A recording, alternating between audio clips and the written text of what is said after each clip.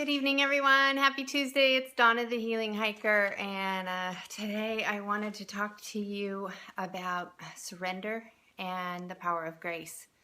For those of us that have maybe a little bit of control issues, I have no idea anything about that.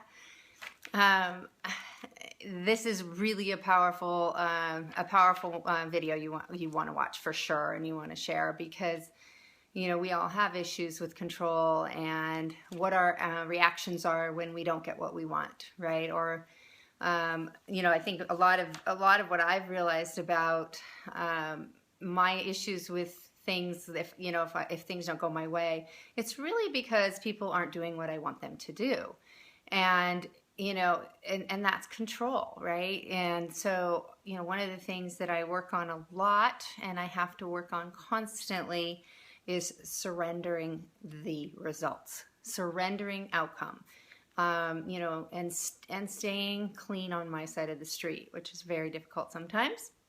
But it is a really powerful tool, to use constantly in whether it's business, whether it's your personal life, no matter what the situation. Lately around me, a lot of friends and family are coming up against situations that that are out of their control and then not allowing maybe for grace to come in and soften that situation or help. What for me grace does is it helps me see things differently, and it helps me see things in a new way that I normally maybe wouldn't see it in that way. And so what I mean by surrender is, for me, I use a lot of spiritual tools. And so, a lot of times it sounds like it's real woo-woo or, out there, but it's actually super practical and really easy to apply to your life right now, right here. So one of the things I do when I use the tool of surrender all day long, all the time, with a lot of different situations, pretty much everything actually. And so what I do is if I have a situation that's, there's something that I want to accomplish, or there's something that I want to do, or that I want something to happen, one of the prayers I do is I picture handing it over to the universe, just laying it down on the ground and walking away and saying, this or something better. Or if it's a big problem that I can't solve and that I don't know how to see differently and I can't work around it, sometimes it literally is like I have to picture myself just throwing it up literally and getting it out of my body, giving it to the universe, and handing it over and say, I'm done. I can't do this anymore. I can't keep doing the mental obsession about it over and over and over and rethinking it. Have you ever had a conversation where you wish you would have said something different, and then you keep thinking about the conversation over and over and over and obsessing on it, and you find that like all day that's all you're thinking about? That's also a really great situation in which to use this surrender. Because what happens is whenever we're thinking about something in that way and we're bringing that negative energy, it's coming into our bodies and affecting our cells on a really deep level. And so what ends up happening is we can make ourselves really sick by internalizing all of these, the anxiety that comes with trying to control a situation. And, we make ourselves sick, literally, or we'll eat ourselves, either go grab sugar or we'll start eating to cover up, our anxiety or being uncomfortable. And one of the great things that I've learned is that, if we surrender and allow grace to come into that situation and just give it up, almost 99.999% of the time, actually, it ends up working out way better than we even thought. And it may not be that we see that right away. It may even take years down the road where we see the universe was at work to set something up for us in a much bigger, better way than we could have ever dreamed of for ourselves. And so even though it may have looked like it was something we wanted right now, the universe was like, it does look kind of cool, but I got something better for you down the road. And so one of the things I love to do is to really think about faith. And that's where faith comes in and trust comes in to allowing the universe to really let that happen. When we're trying to over control everything, there's no room for magic, and there's no room for that grace to come in and open up our eyes to see things maybe in a different way, find a different solution, or even just being uncomfortable, in a moment, or over a space of time, and knowing that, the problem may not be solvable by us. And so if we can't solve the problem, we have to surrender it. And then what I do is I ask, for the guidance and for the clarity and for the people to come into the situation to show me how to solve that problem, and give me the tools in which to do that, or to release it. If it's something I need to release and let go of and move on, then I need to, be able to do that too. And so, I get a lot of coaching, I ask questions, I get help, I do sessions with people so that, if I need help, I ask for it and I go get it. And so that's really, a really powerful tool as well, is, turning around and always asking for help when we need it. Because we always think that we have to handle all these things on our own. And the truth is that we don't. There's a lot of help out there. And, and I pray and I meditate a lot. And that's a really big part of my program and my, spiritual life and all of that. And because of that, it brings me a lot of peace, and knowing, as I've practiced this longer and longer and longer, I've seen how things always work out for the best, down the road, even though it might be really painful while I'm in the moment. Hi, Shelly. Yay. And so that's where I wanted to talk about that surrender piece, because, our society tells us we have to fix everything ourselves. We have to be strong. We have to, hold the reins. And, as a single parent for many years and a sole provider, that was me, I was responsible for all of those things. And so, I always had to handle it, And I still do that, a lot still. And so it's a really been a big lesson for me, especially over the last year and a half, that I have to, surrender, and I have to allow grace to come in, and I have to ask for help. And be okay with letting people help me, and so it takes some practice, and I'm not perfect at it, but I'm working on it really hard and trying. And I love that prayer when I said, this or something better.